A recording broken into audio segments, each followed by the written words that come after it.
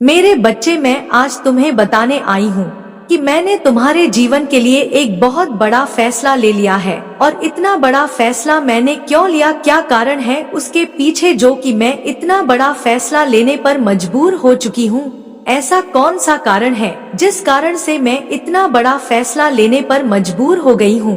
वह तो मैं तुम्हें बताऊंगी ही, लेकिन उसके पहले मैं तुम्हें कुछ बातें ऐसी बताने वाली हूँ जिन बातों को तुम्हारे लिए जानना उतना ही जरूरी है जितना कि यह जानना कि मैंने तुम्हारे लिए कौन सा फैसला लिया है। इसलिए मेरे बच्चे,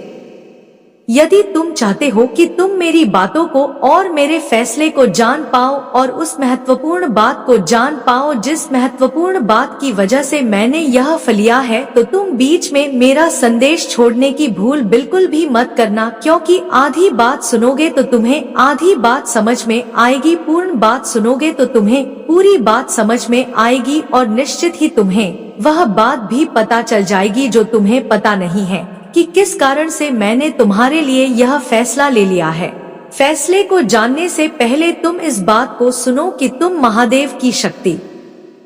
पर विश्वास रखते हो। तुम जब भी उनके समक्ष पूजा करने बैठते हो, तुम्हारे हृदय में एक ही भाव होता है कि मेरे महादेव कभी ना कभी हमारी परेशानियों को समाप्त करेंगे, हमें वह देंगे जो हमें चाहिए। हम जिस कार्य को कर रहे हैं और भरपूर कोशिश कर रहे हैं उसे पूरा अवश्य करेंगे। लेकिन मेरे बच्चे, तुम्हारे समक्ष एक ऐसी शक्ति आ चुकी है जो कि तुम्हारी इन सब बातों को सुन रही है। तुम महसूस करो उस शक्ति को, तुम्हें स्वयं उस शक्ति का आभास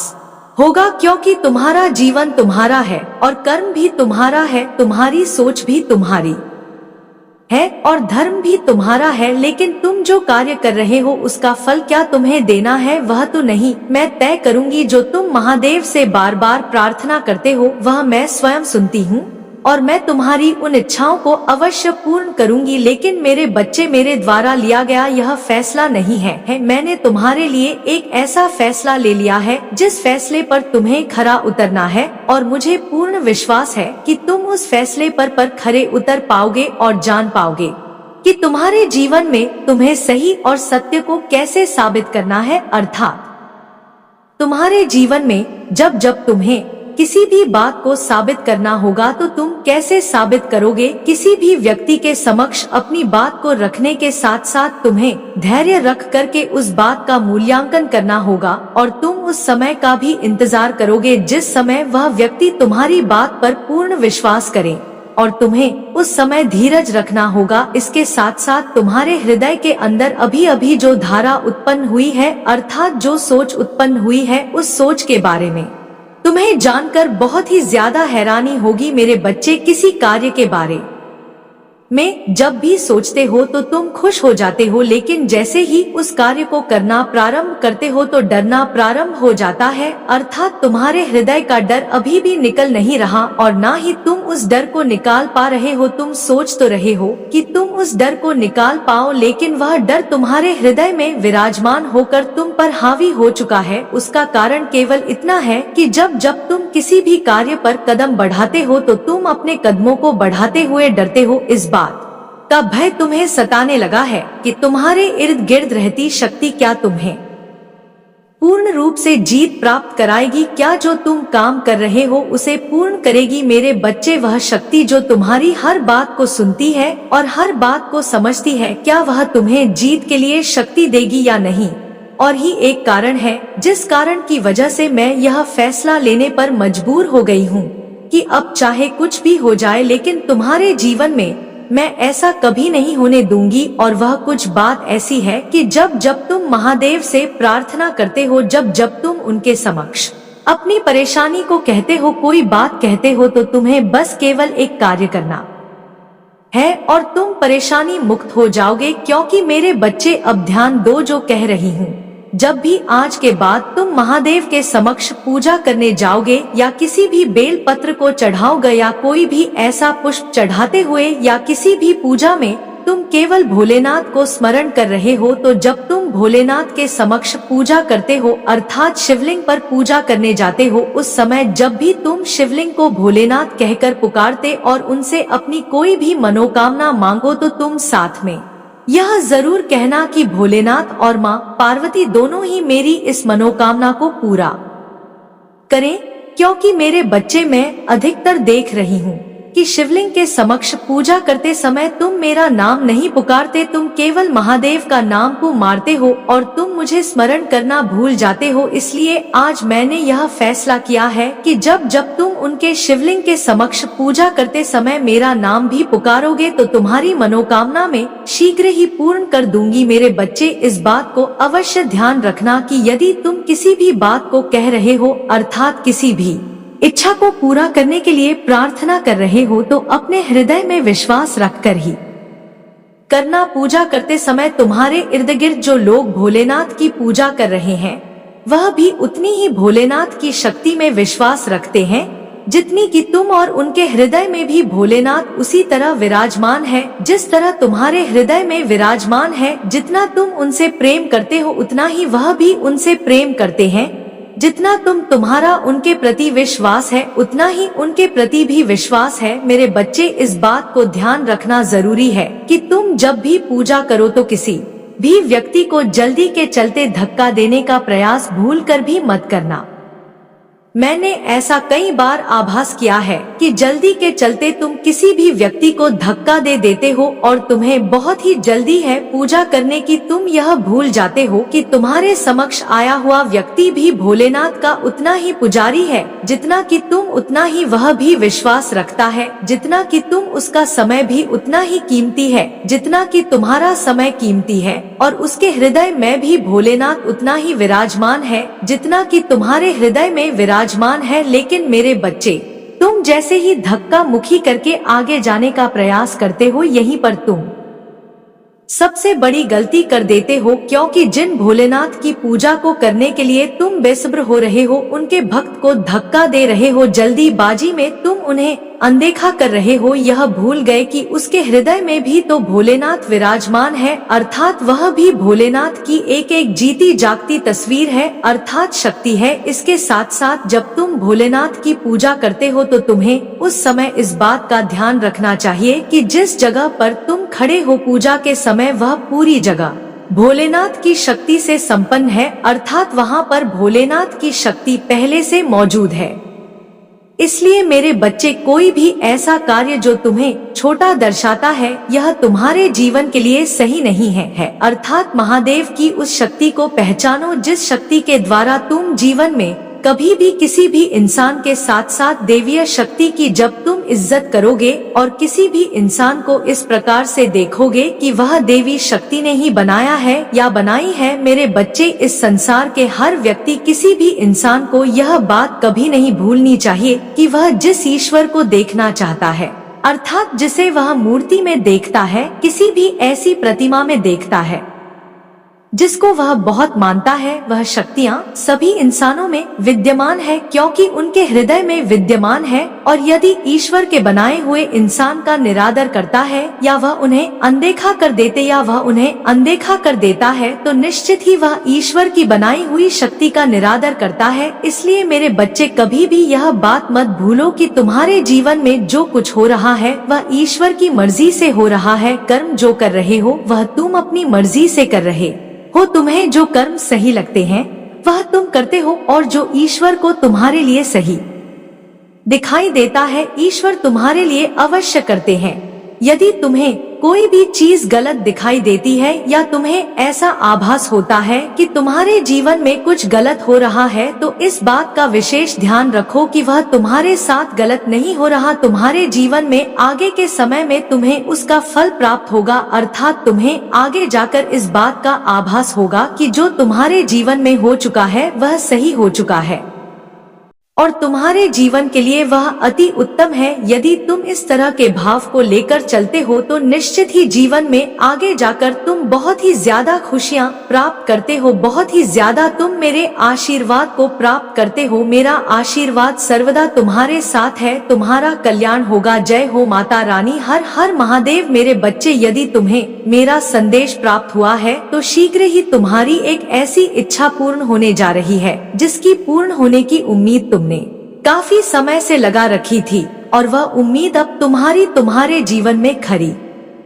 उतरने वाली है, अर्थात वह इच्छा तुम्हारी अपूर्ण होने का समय आ चुका है, क्योंकि तुम्हारे जीवन में कुछ ऐसा हुआ जिसकी वजह से तुम्हारी वह इच्छा अवश्य ही पूर्ण की जाएगी, और वह मैं करूंगी, क्योंकि मेरे बच्चे तुम्हारी इच्छा को पूर्ण करना एक माँ का कर्तव्य होता है। अर्थात जब बच्चा कुछ मांगता है तो माँ उसकी बात को अवश्य ही सुनती और समझती है, और वह जो चाहता है उसे करती है। इसी प्रकार मैं तुम्हारे जीवन में तुम्हारे उस कार्य को पूर्ण करने का आशीष भी दूंगी, और तुम्हारी उस इच्छा को अवश्य ही पूर्ण करूंगी जिसको पूरा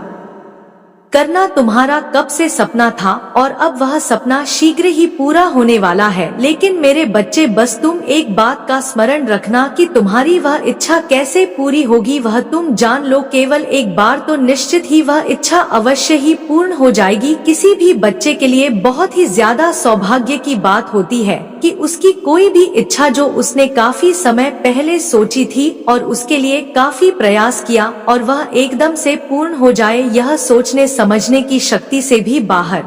होती है। क्योंकि मेरे बच्चे, इंसान उस बात को सोच भी नहीं पाता जो पूरा होना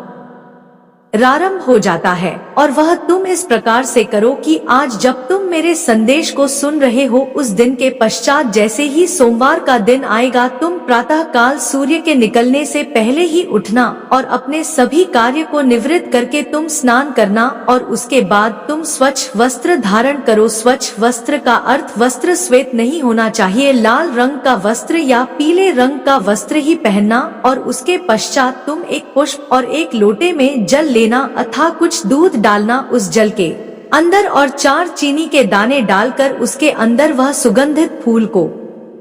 लेकर तुम चले जाना एक ऐसे मंदिर में जहाँ पर देवीय शक्तियों की बहुत सारी प्रतिमाएं रखी रहती है। अर्थात एक ऐसा मंदिर हो जहाँ पर बहुत सारे ईश्वर की शक्तियाँ वास करती हैं, मूर्तियाँ रखी रहती हैं। वहाँ पर तुम जाकर के अपने मन को एकाग्र कर और अपने मन को बहुत ज्यादा शांत रख करके इस कार्य को करना है। क्योंकि मेरे बच्चे, यदि तुम्हारा मन उस समय शांत या एकाग्र नहीं हो पाया तो तुम इस प्रक्रिया को करोगे तब भी यह प्रक्रिया फलीभूत नहीं हो पाएगी। इसलिए इस बात का ध्यान रखना कि तुम इस प्रक्रिया को करते समय अपने मन को बहुत ही ज्यादा शांत और एकाग्र रखना। उस समय तुम्हें बस उस देवीय शक्ति का स्मरण होना चाहिए जिस देवीय शक्ति को तुम सबसे ज्यादा मानते हो, और इस देवीय शक्ति का स्मरण करते हुए तुम्हें शिवलिंग पर यह जल चढ़ाना है। और ध्यान रखना कि तुम अपने लोटे को अंगूठे की और उंगलियों की सहायता से कुछ इस प्रकार पकड़ना, जब तुम जल डालो तो तुम्हारा लोटा तुम्हारे सिर से ऊंचा ना निकले, अर्थात तुम्हारे सिर से नीचे और तुम्हारी छाती के बराबर वह लटा होना चाहिए। और जैसे ही तुम जल को अर्पित करोगे उस समय शिवलिंग को बहुत ही ज्यादा ध्यान से देखते हुए बार बार ओम नमः शिवाय बोलते हुए उस पर चंदन से केवल एक बार टीका करते समय तुम्हारी जो भी मनोकामना होगी वह मांग लेना। और मनोकामना को केवल एक बार ही बोलना है, वह भी बहुत ही ज्यादा ध्यान से एकाग्र मन से तुम्हारा मन एकत्र हो तभी तुम उस बात को कहना। क्योंकि मेरे बच्चे, जब तुम्हारा मन एकाग्र होता है उसी समय बोली गई बात ईश्वरीय शक्ति अवश्य ही सुनती है, और वह बात ईश्वरीय शक्ति तक अवश्य ही पहुँचती है। तुम जैसे ही इस बात को बोलो, पुन तुम्हें यह बात नहीं बोलनी है। और जल को अर्पित करने के पश्चात प्रणाम करने के पश्चात अपने घर आ जाना, और आने के पश्चात यह कार्य लगातार तुम्हें 11 दिन तक करना होगा। अर्थात सोमवार से लेकर के प्रतिदिन तुम्हें शिवलिंग पर जाकर जल को अर्पित करना है, और शिवलिंग के समक्ष अपने उस देवता का नाम लेकर जो मांगना है, तुम जिस देवता में सबसे ज्यादा विश्वास रखते हो, जिस देवीय शक्ति को मानते हो, उस देवीय शक्ति को यह बात अर्थात वह इच्छा बोलनी है जो इच्छा तुम्हारी ऐसी है जो कि अभी तक पूरी नहीं हुई है, लंबे समय से चली आ रही उस इच्छा को इस समय जब तुम जल चढ़ाओगे और अपने उन देवता से इस बात को बोलो कि जो तुम्हें पूर्ण करनी है, अर्थात तुम्हारी वह अधूरी इच्छा जिसे तुम पूर्ण करना चाहते हो, तुम उस इच्छा को बोलोगे तो शीघ्र ही तुम्हारी वह इच्छा वह शक्ति सुनेगी भी और पूर्ण भी करेगी। क्योंकि मेरे बच्चे, जब मन एकाग्र होता है तो तुम्हारी उस शक्ति अर्थात जिस शक्ति को तुम सबसे ज्यादा मानते हो उसके साक्षात्कार होते हैं। क्योंकि वह मन की शक्ति वहां तक पहुंच जाती है जहां वह देवीय शक्ति होती है, और तुम्हारे हृदय से निकली एक एक बात वह देवीय शक्ति अवश्य ही सुनती है तुम्हें। इस बात का आभास स्वयं भी होता है कि वह देवीय शक्ति तुम्हारी बात को सुन रही है, समझ रही है और वह जानती है कि तुम्हें क्या चाहिए। लेकिन मेरे बच्चे, एक ही बात को बार बार बोलने से जब तुम लगातार 11 दिन तक इसी कार्य को करोगे और 11 दिन तक लगातार इस बात को बोलोगे तो वह देवीय शक्ति तुम्हारी बात को सुनने के पश्चात विवश हो जाएगी और उस कार्य को अवश्य ही पूर्ण करेगी जिसको तुम पूर्ण करना चाहते हो, अर्थात तुम्हारी उस इच्छा को वह पूरा अवश्य करेगी जिसे तुम पूरा करना चाहते हो। और यदि तुम्हारे मन के अंदर यह शंका अभी भी है कि इस कार्य को करने के पश्चात जब तुम देवीय शक्ति से कुछ कह रहे हो, अर्थात अपनी इच्छा के बारे में, जब तो देवीय शक्ति को बता रहे हो, पूर्ण करने की के लिए कह रहे हो, और यदि तुम्हारे मन के अंदर यह शंका उत्पन्न हो रही है मेरे बच्चे, तुम्हारे बोले हुए उस कार्य अर्थात उस इच्छा को वह देवीय शक्ति पूर्ण नहीं कर पाएगी या पूर्ण नहीं करना चाहती है, तो निश्चित ही तुम समझ लेना कि वह देवीय शक्ति इससे भी बड़ा तुम्हारे लिए कुछ सोच बैठी है। जिस इच्छा को तुम पूर्ण करना चाहते हो उससे भी बड़ी इच्छा तुम्हारी पूर्ण होने वाली है, जिसको देखकर तुम स्वयं ही चकाचौंध हो जाओगे और तुम्हारी आंखें चमकने लगेंगी, जिसे देखना तुम्हारे बस की बात नहीं होगी। क्योंकि मेरे जीवन में कभी भी कोई भी व्यक्ति जब किसी इच्छा को पूरा करता है तो निश्चित ही इस बात को भूल जाता है कि वह कौन सी देवीय शक्ति के समक्ष किसी बात को रख रहा है, अर्थात कह रहा है। तो उसके जीवन में जब कोई इच्छा पूर्ण होती है तो उसके हृदय में इस बात का आभास होना जरूरी होता है कि जिस बात को वह कह रहा है वह होगी या नहीं। क्योंकि मेरे बच्चे, हृदय में विराजमान शक्ति इस बात का संकेत अवश्य ही देती है कि तुम्हारी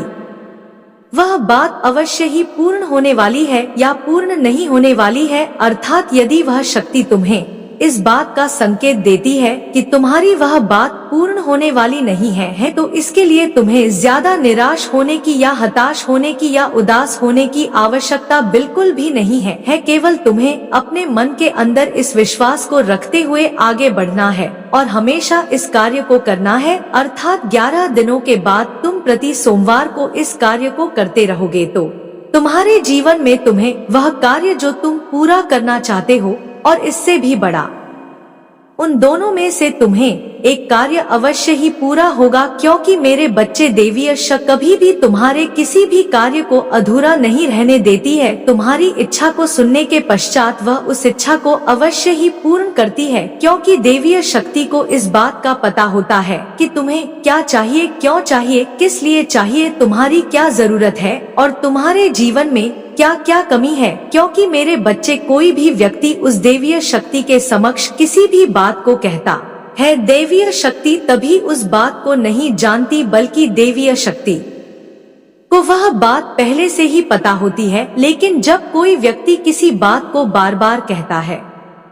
बार बार प्रार्थना करता है तो देवीय शक्ति विवश हो जाती है और उसकी तरफ पूरी तरह से आकर्षित होती है, उसके कार्यों को करने में जुड़ जाती है। क्योंकि देवीय शक्ति को इस बात का आभास होता है कि तुम जिस शक्ति को मान रहे हो वह एक ही शक्ति है, जिससे मांग रहे हो वह भी एक ही शक्ति है। अर्थात जिससे कुछ कह रहे हो, कोई भी परेशानी कह रहे हो, अच्छी बात कह रहे हो, जैसा भी तुम कह रहे हो वह केवल एक ही देवीय शक्ति से कह रहे हो, तो वही एक ही देवीय शक्ति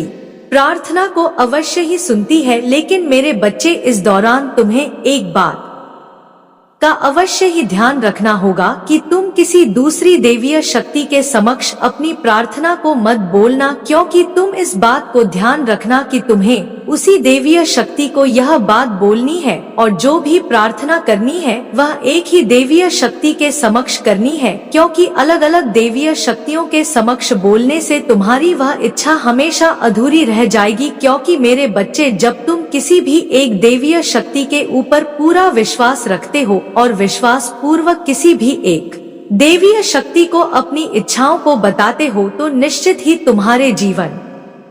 में वह इच्छा पूर्ण होने का समय आ चुका होता है और वह देवीय शक्ति पूरी शक्ति के साथ तुम्हारे कार्य को कर प्रारंभ करती है। लेकिन मेरे बच्चे, कभी कभी तुम दर दर ठोकरें खाने के लिए मजबूर हो जाते हो, तब तुम्हारे जीवन में ऐसा ही कुछ होता है कि तुम बार बार कभी किसी से प्रार्थना करते हो तो ऐसे में देवीय शक्तियों का भी मन उलझ कर रह जाता है कि कौन सी देवीय शक्ति तुम्हारी उस इच्छा को पूरा करेगी, क्योंकि देवीय शक्तियाँ भी इंसान की तरह होती है। वह भी एक दूसरे के लिए हमेशा उलझी होती है कि जिससे तुमने प्रार्थना की वह तुम्हारी प्रार्थना को सुने, और तुम यदि हर देवीय शक्ति से अपनी प्रार्थना को करोगे तो देवीय शक्ति एक दूसरे की बात को इस प्रकार से समझें कि वह देवी शक्ति तुम्हारी बात को सुनेगी, वह देवीय शक्ति तुम्हारी उस इच्छा को अवश्य ही पूर्ण करेगी, और ऐसे में तुम्हारा जीवन और भी ज्यादा उलझ का रह जाएगा। ना तो तुम उन देवीय शक्तियों के अनुसार किसी भी इच्छा को पूरा करवा पाओगे और ना ही कोई देवीय शक्ति आगे आ पाएगी तुम्हारी उस इच्छा को पूरा करने के लिए, क्योंकि मेरे बच्चे इच्छाओं को पूरा करने के लिए भी देवीय शक्ति की शक्ति को इकट्ठा करना अत्यंत आवश्यक है, और वह शक्ति केवल तब इकट्ठी होती है जब तुम्हारा दबाव या तुम्हारी प्रार्थना एक ही तरफ हो। यदि तुम जगह जगह मंदिरों में जाओगे और जगह जगह हर देवीय शक्ति के समक्ष माथा टेकते हुए प्रार्थना करोगे, इच्छा बोलोगे, तो निश्चित ही देवीय शक्तियाँ शीघ्र ही ना तो इच्छा को पूरा कर पाती है और ना ही तुम्हारी किसी बात को सुन पाती है। मेरे बच्चे, एक बात को और भी ध्यान रखना कि यदि तुम किसी भी देवीय शक्ति के समक्ष पूजा करते हो तो तुम इस बात को हमेशा स्मरण रखना कि किसी भी देवीय शक्ति को पूजा करते समय किसी अन्य देवी शक्ति को अधूरा मत छोड़ना, उनकी भी पूजा करना, क्योंकि देवीय शक्तियों की पूजा सभी की करनी अत्यंत आवश्यक होती है। अर्थात कोई भी अधूरी इच्छा होती है उसके बारे में केवल एक ही देवीय शक्ति का चुनाव करना, जिस देवीय शक्ति पर तुम्हें सबसे ज्यादा यह भरोसा हो, तुम्हारा हृदय इस बात को माने कि वह देवीय शक्ति तुम्हारी इस इच्छा को अवश्य ही पूर्ण कर सकती है। फिर तुम्हें स्वयं ही दिख जाएगा कि तुम्हारी वह इच्छा कैसे वह झट से पूरी करती है, और तुम खुली आंखों से जिस सपने को पहले से देख रहे थे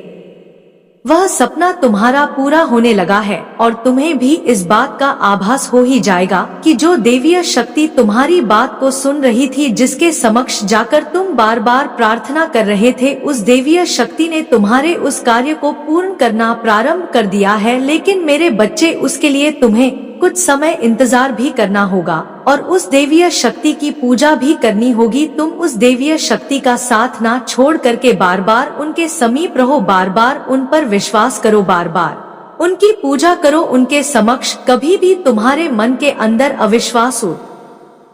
उत्पन्न नहीं होना चाहिए। हमेशा तुम्हारे मन के अंदर विश्वास भरा रहेगा तो निश्चित ही वह देवीय शक्ति विवश हो जाती है तुम्हारे उस कार्य को पूरा करने के लिए। और वह देवीय शक्ति भी इस बात को भली भांति जानती है कि जो व्यक्ति उनके ऊपर पूर्ण रूप से विश्वास रखता है, वह उसके विश्वास को ना तो कभी तोड़ती है और ना ही कभी टूटने देती है। यदि कोई भी व्यक्ति अविश्वास से किसी भी बात को कहता है तो वह उसकी बात को ना तो सुन पाती है, ना ही समझ पाती है और ना ही उनकी इच्छा को शीघ्र ही पूरा कर पाती है। मेरा आशीर्वाद तुम्हारे साथ रहेगा, तुम्हारा कल्याण हो। जय माता रानी, हर हर महादेव। मेरे बच्चे, मैं आज तुम्हें बताने आई हूँ कि तुम शीघ्र ही इस कार्य को होने से रोक लो, क्योंकि तुम्हारे जीवन पर इस कार्य का सबसे गहरा प्रभाव पड़ रहा है और तुम्हारे जीवन में इस कार्य को करते करते कुछ ऐसा होने वाला है जो कि नहीं होना चाहिए। इसलिए तुम्हें इस कार्य को निश्चित ही रोक लेना चाहिए। वह कार्य कौन सा है वह मैं तुम्हें बताऊंगी और तुम्हें एक ऐसे कार्य के बारे में बताऊंगी जिस कार्य को तुम्हें रोकना अति आवश्यक है, और तुम उन दोनों ही कार्यों को बहुत ही ज्यादा ध्यानपूर्वक सुनना और समझना। लेकिन उससे पहले केवल एक बार मेरी खुशी के लिए जय मां काली जरूर लिखना। मेरे बच्चे, मैं तुम बताना चाहती हूँ कि तुम अपने जीवन में इस कार्य को शीघ्र ही रोक लो, क्योंकि यह कार्य तुम्हारे जीवन से तुम्हारी शक्ति को समाप्त कर रहा है। वह शक्ति तुम्हें जो आगे बढ़ने के लिए सहायता करती है और तुम्हें जीवन में कई जगहों पर मदद भी करती है। लेकिन यदि तुम इस कार्य को नहीं रोकोगे तो निश्चित ही आगे आने वाले मार्ग पर तुम्हें बहुत सारी कठिनाई का सामना करना पड़ेगा। इसलिए कुछ बातों को समझ